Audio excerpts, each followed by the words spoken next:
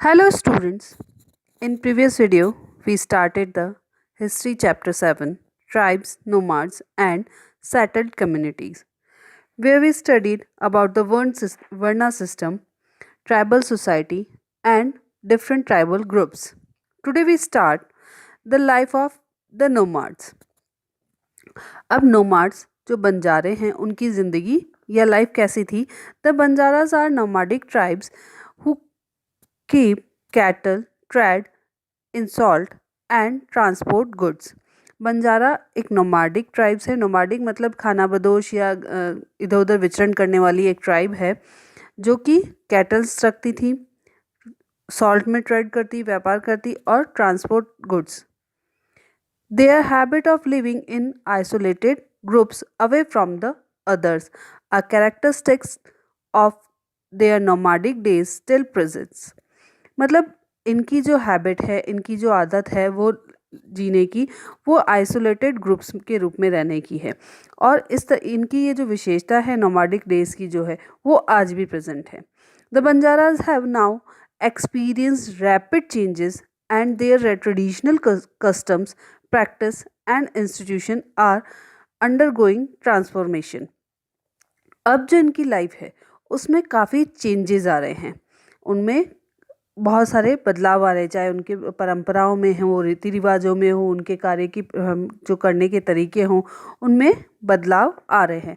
The Banjaras are located in the state of Andhra Pradesh, Karnataka, Maharashtra, Tamil Nadu, Madhya Pradesh and Rajasthan.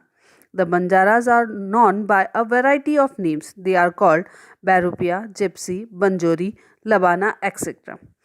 The majority of the Banjaras participated in farming which includes rising livestock. जो ज़्यादातर बंजारे हैं वो farming का काम करते हैं और उसके साथ ही जो कैटल्स हैं उनको पालने का काम भी करते हैं. The Banjaras are known as a traders. Their trade is with other tribes but they trade with all nearby villages and people. ये ट्रेडर्स के नाम से भी जाने जाते हैं और इसके ये ट्रेड करते हैं दूसरी ट्राइब्स के साथ में, दूसरी जनजातियों के साथ में और साथ ही पास के विलेजेस और लोगों के साथ में. Tribes and caste. Hindu society was traditionally divided into 4 castes or varnas. However, with the growth of new occupation, smaller occupation-based groups और जातिस appeared. हमने पहले भी पढ़ा था कि जो हिंदू सोसाइटी है वो वर्ण सिस्टम में बटी हुई थी और जब ऑक्यूपेशन के आधार पर धीरे धीरे उनमें छोटे छोटे जातिस भी बनने लगी थी. Certain tribes were also incorporated with Hinduism by giving them the status of separate जातिस.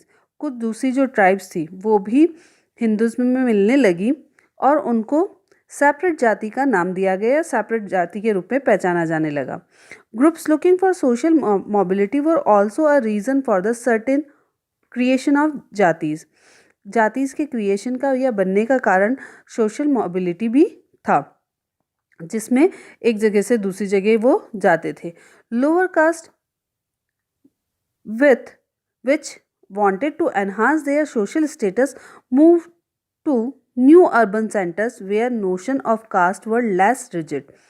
जो लोअर कास्ट के लोग थे वो अपनी सोशल लाइफ को या अपनी सोशल स्टेटस को बढ़ाने के लिए, एनहांस मतलब बढ़ाने के लिए अर्बन एरियाज़ में जाते थे जहाँ पर जाति सिस्टम की जो धारणाएं थी वो काफ़ी कह सकते लेस रिजिड मतलब कम कठोर थी.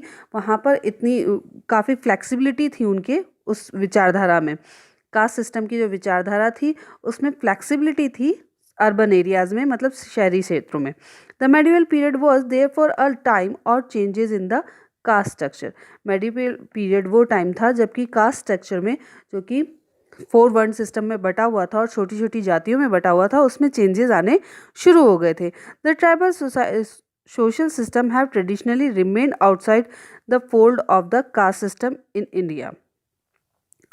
मतलब जो ट्राइबल सिस्टम था, सोशल सिस्टम था, वो ट्रेडिशनली वैसा ही था और कास्ट सिस्टम के जैसा नहीं था. A typical tribal society was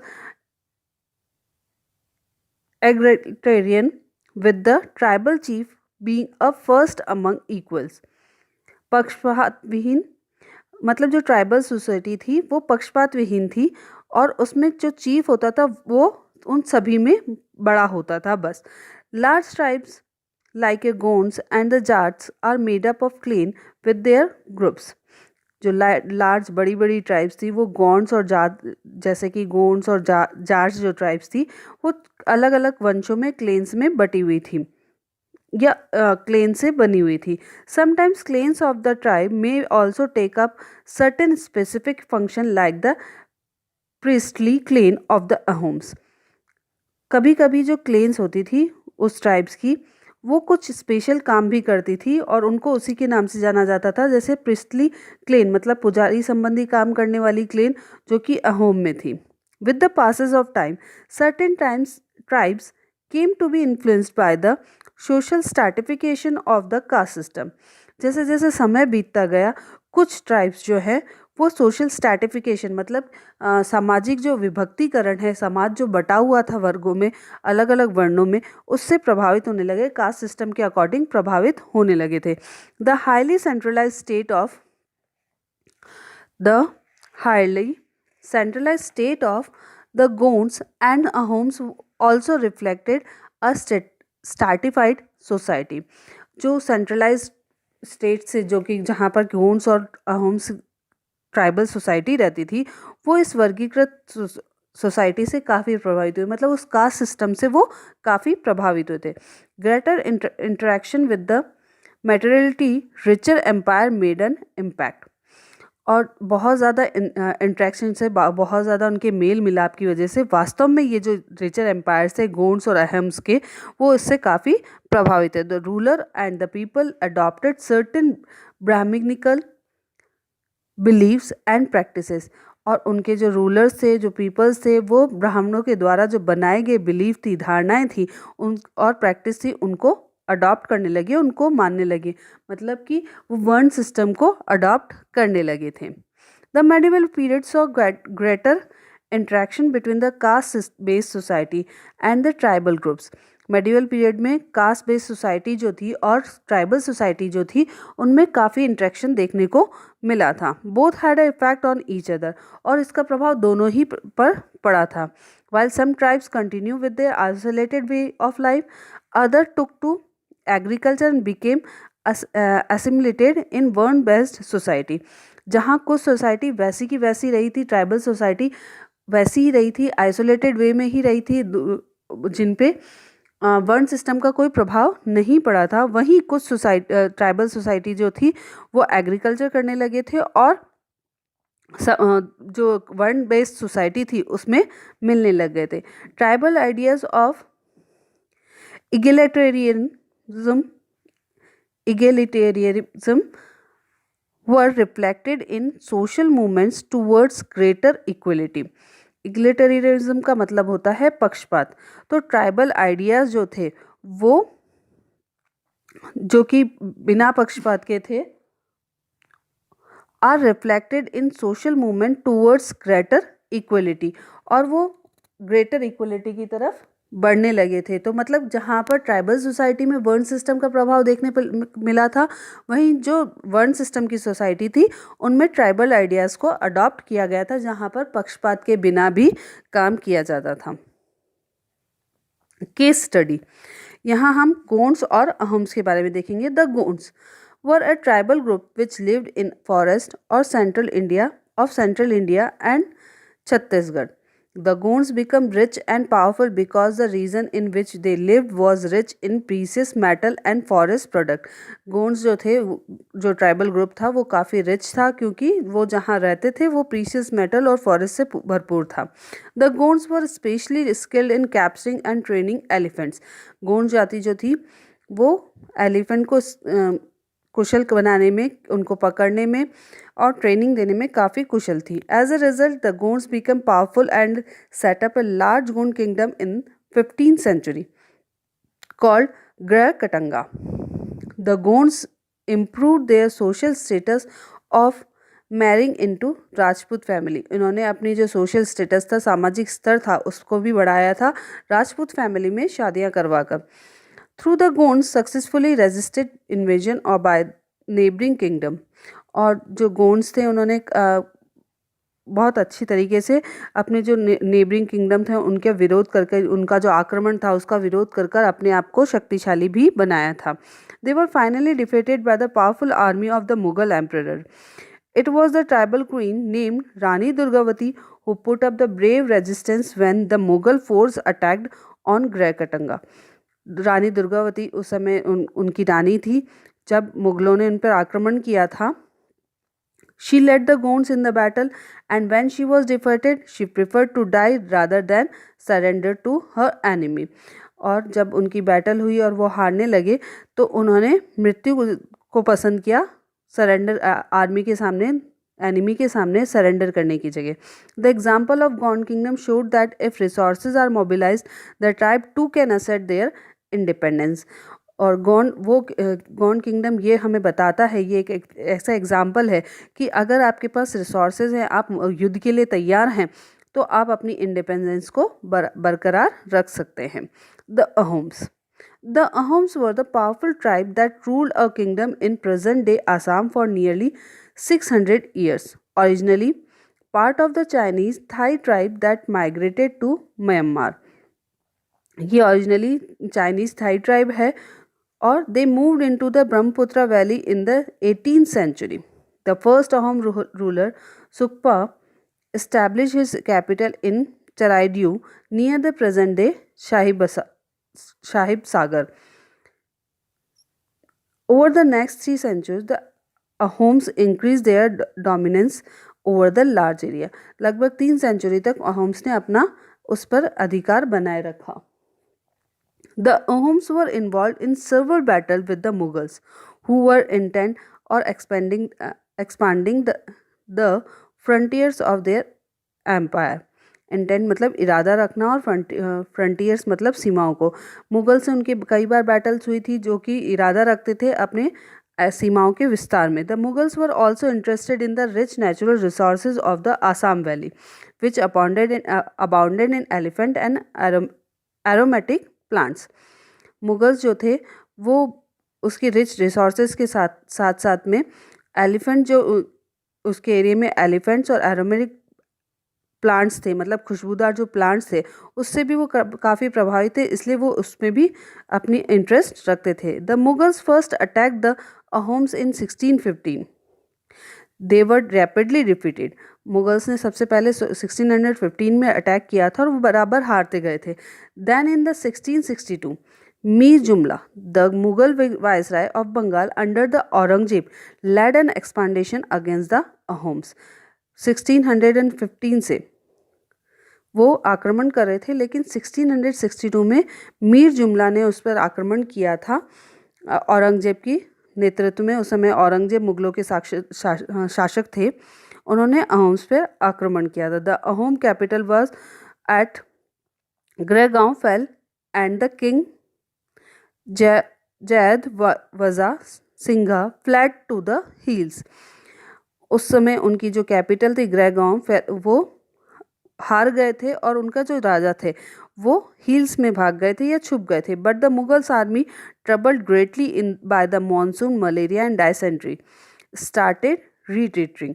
और जहाँ उन्होंने अहोम्स का कुछ हिस्सा जीत तो लिया था, लेकिन जब वो वापस लौट रहे थे, रिट्रीटिंग मतलब वापस लौटना, तो वापस जब लौट रहे थे उनको कई मुसीबतों का सामना करना पड़ा था, कई परेशानियों का सामना करना पड़ा था, जैसे मानसून की संबंधित मलेरिया या डायसेंट्री पेचिस जैसी बीमारी उनको हो गई थी।